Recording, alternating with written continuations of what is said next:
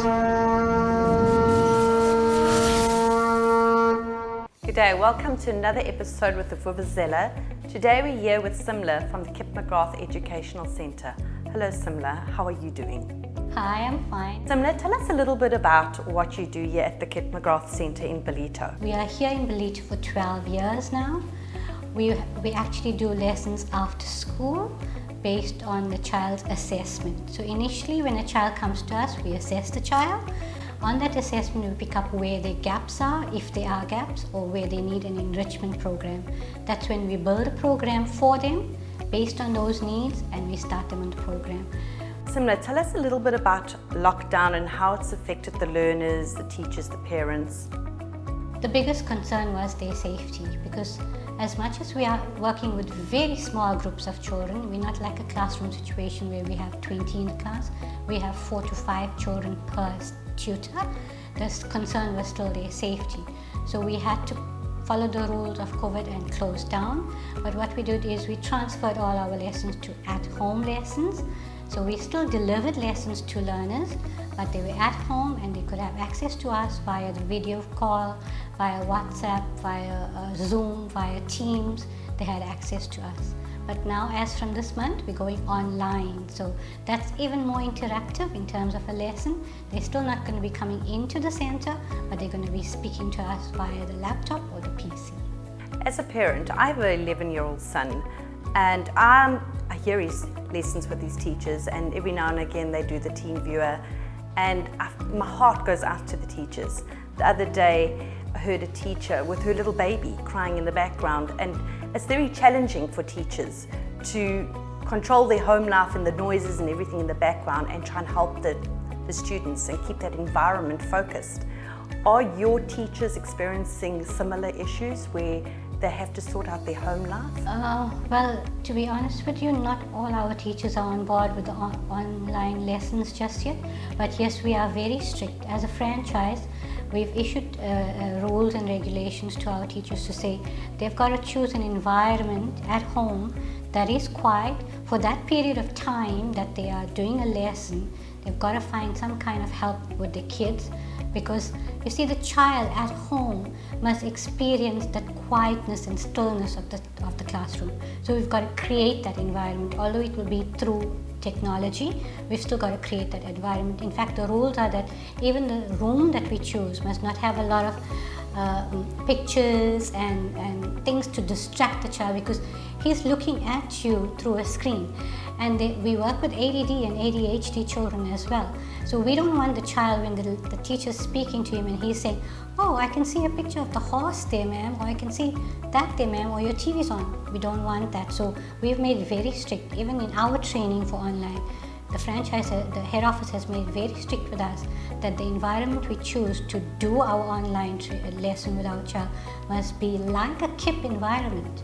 It must, even if you do it at KIP, better. But you know, our teachers are not coming into the center. But if there are teachers that need to come into the center will be open for them. They'll have their laptops, they'll deliver the lesson from the center. But like you said, that's a problem. Having a nanny or a helper to help with the kids is a problem. But for that 1 hour, 20 minutes that we're going to give that lesson, we are asking our teachers to please find ways and means to keep the environment as KIP as possible. Yes, it's certainly difficult both ways, and my heart goes out to everybody. Nobody had a perfect solution going forward, but I do believe that the education workers out there are doing their best, and some of us are very fortunate to have internet connectivity. Have you got any kids that are experiencing no internet? Well, we've got like about 30-40% of our enrolled children that are out in the farms, that are using cell phones to work their KIP lessons. They have internet issues because some of them have to, some of them have to go like up on a hilltop or try to get coverage, to get their cell phones working. We've had parents that had to, that don't have money to even buy data for their stuff. So what we do is with at-home lessons, they're given 1 week to get that lesson done, So in that time, they do try to have access to internet. And whenever I've made a rule for them that there's no rule. You know, at Kip, at the center, yes, you got a 1 hour, 20 minutes to do that lesson. But with an at-home lesson, I tell them, you know what, I am open 24/7 for you guys. 24/7. If your child is doing their lesson at 6 o'clock in the evening and the child is having a problem, just because you didn't have money to buy internet or airtime or whatever, and you started at 6 o'clock, it's fine. I will be there, I'll be on standby.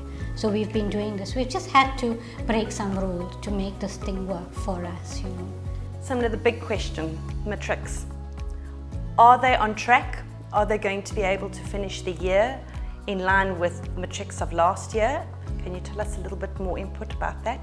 You see, that unfortunately I can't answer, but my matric kids are still working.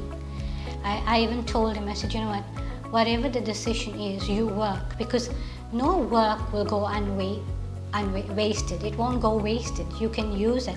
If you've put in 2 months of revision work for your matric exam, that's 2 months of work that you've put in, that's there, that knowledge is there.